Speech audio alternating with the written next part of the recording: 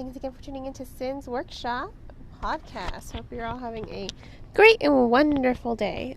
So today we're going to be talking about Anna K by Jenny Lee. This is a retelling of, you guessed it, Anna Karenina, set in a young adult contemporary format. I listened to this as an audiobook, and you know what? I loved it. I mean, from the moment I started reading it, I kind of just loved it. And I wasn't a fan of the novel. I thought the original novel, I think it was very stiff. Granted, I did read it in college as a requirement for my Russian lit class. Why did I take Russian lit? I have no idea. But I did. And, of course, Anna Karenina was on the list. I don't think I really appreciated that until I don't think I really appreciated the story until I saw the movie starring Keira Knightley. If you haven't seen that movie, highly recommend it. As far as adaptations go, it is a beautiful adaptation and the cinematography is great, but we're not talking about that. We're talking about this novel, so let's get to it, right? It was a really good novel. I love the voices in the novel. I thought the young contemporary feel to it made it a little bit more relatable, and on some level it did remind me a lot of Gossip Girl and the book series, not the TV show. It reminded me a lot of Gossip Girl, but it was more relatable. I think you have these teenagers, and they're just kind of trying to deal with their first loves and romance and the peer pressure of today's society. And the fluidity in which they're dealing with these kind of emotions is really great. And I think that's probably one of the reasons I like this novel more than I liked the original, because I understand the original. I get the importance of it. I just thought this one was way more relatable because you have Anna K, and she's 17, and yet her entire life is laid out for her, and she meets this boy who makes her feel wonderful. And I think that's great, because at 17 you shouldn't have your whole life planned out ahead of you, because you're going to miss out on life. I don't think anyone should kind of just start planning their whole life, every detail. I think that kind of takes the excitement out of life, and it does for Anna K, and I don't think she realizes that until she meets Alexei Vronsky. I don't think she realizes that she hasn't really started to live her life until that moment where she falls in love with him. And I think that was great. But I really did ultimately. I loved the voices. I love the dynamics. I do think it was very appreciative as far as retellings go. I think it did honor the original quite well. And I really do think it makes the reader appreciate the classic more. Am I going to go read the classic again? Probably not, but I do have a hankering to rewatch that movie again. And if you've seen the movie or if you've read Anna Karenina, there's a huge cast of characters. Once again, it's not just following Anna K, but it's following Anna in her circle of friends and how they're all interconnected. And I love this idea of connectivity. I love how every little detail kind of affects someone else. We always think of the world as such a big place, but it's really a small place.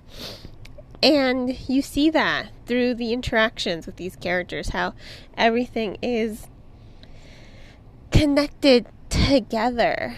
But what makes it even more powerful is the fact that you don't get lost in the storytelling. I think that's key for Jenny Lee's writing. That her ability to create a powerful story, an entertaining story with such a large cast of characters without losing the reader, it says so much about her ability to write a cohesive story. It's fluid. The momentum is steady. It keeps going. and moving forward. And that is, that's part of why I loved it so much. Sorry, drinking my cup of coffee. I think that it was great to see these cast of characters from Dustin and Kimmy and Lolly and Alexander and Alexi and Anna and Steven. I think it was, and that's another thing. I read this book like 2 weeks ago. Yeah, I have a whole process of how I do of how I review books. So once they're on my blog, I've probably already read them like 3 weeks ago. But I do like to schedule things ahead of time. And during this quarantine, I have a whole lot of time being out of work. So I'm super ahead. But it's been like 2-3 weeks since I've read this book. And I remember every single character. Beatrice, Kimmy, Dustin, Steven, Lolly, Alexi. I think that's great because that showcases that Jenny Lee has made the novel memorable. Sometimes there are novels, you've listened to these podcasts, that sometimes I can't remember all the characters' names, and I didn't even write any of these characters' names down. So that's important. Because these characters are memorable. I love memorable characters, and I'm really looking forward to Anna K. Away, the sequel. I didn't know this book was getting a sequel, so I'm really hoping that I will be able to get an advanced reader's copy of it, like I was with Anna K. So here's hoping. But here's hope. Yeah. That says a lot about the writing style here, because she's made these characters memorable. She's given them strong voices, and no voice is like the other. These are all very distinct people. They're all very distinct personalities, and they rise to the occasion of having to deal with life. And I think that's something that everyone can find relatable. And it's probably why I did like this book so much, because these characters are relatable. For me, it's more believable to see these kids screw up so much, and because they're still young, they're still trying to figure things out, whereas there's this mentality of when we're adults we're supposed to have everything kind of figured out, even though we don't. We don't. So that's probably something else that makes it more relatable, but it's also nostalgic in a way. I'm almost 30, and man, I found this book so relatable and so reminiscent of my own high school years. And I think that's really great that this novel can connect to not only readers of the audience, teenagers, new adults, but also older people like myself. I don't think there is an age limit on a book. I don't think a lot of people like to shame a lot of us older adults because we do read young adult fiction, but I don't think there is an age limit on a novel.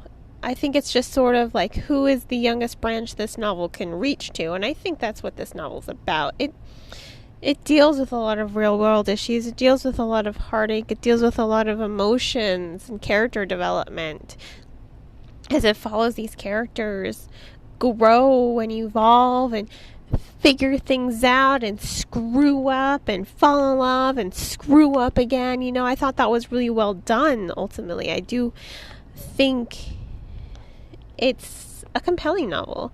And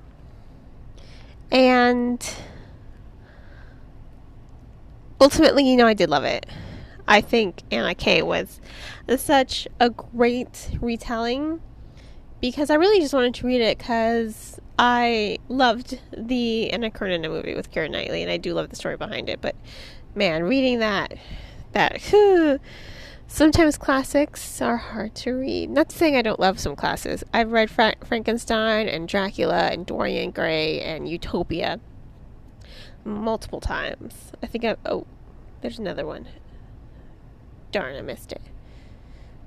Those are like the 4 books I have read 4 times already, because they're so good. So I do love my classics, but some classics are just really hard for me to read. And maybe it has to do with the fact that this was a Russian book and it was translated to English, so it might have something to do with this transitional barrier right there, because not everything translates perfectly, so that probably had something to do with it as well. But I loved Anna Kay. I thought it was such a fresh, young, contemporary take. From that opening chapter, I loved the voice. I loved the setting. I loved just the tone and this atmosphere of Lolly finding out her boyfriend was cheating on her. I mean, it was so well done. It was so well executed. And I think this is honestly a masterful novel. I think it definitely is one worth reading. I do highly recommend it. I'm going to go ahead and give this novel 4.5 stars. Or 5. Darn it, I'm going to go ahead and give Anna Kay 5 stars. I absolutely loved it. It blew me away. Like I said, I would like to reserve my 5-star novels for books that blow me away. Anna Kay blew me away. I loved it. If I could reread this book, I would repeatedly over and over again. So glad I bought the audiobook, because I'm going to listen to that thing again, when I have time and I don't have such a pile of arcs, like as tall as me. Pardon me. But yeah, this was a good book. I really enjoyed it. I thought it was so great. Can't say that enough. Really looking forward to the sequel and really hoping I get an arc of it, so keep my fingers crossed on that. So if you want to go ahead and purchase Anna Kay, I recommend purchasing it off bookshop.org, because a percentage of all proceeds do go to supporting local booksellers. If money is too tight, I recommend checking out this book from a local library, because libraries are a great resource, definitely deserve our support. And I hope you will support me by liking my podcast and subscribing to it. I hope you all have a great rest of your day, and as always, happy reading.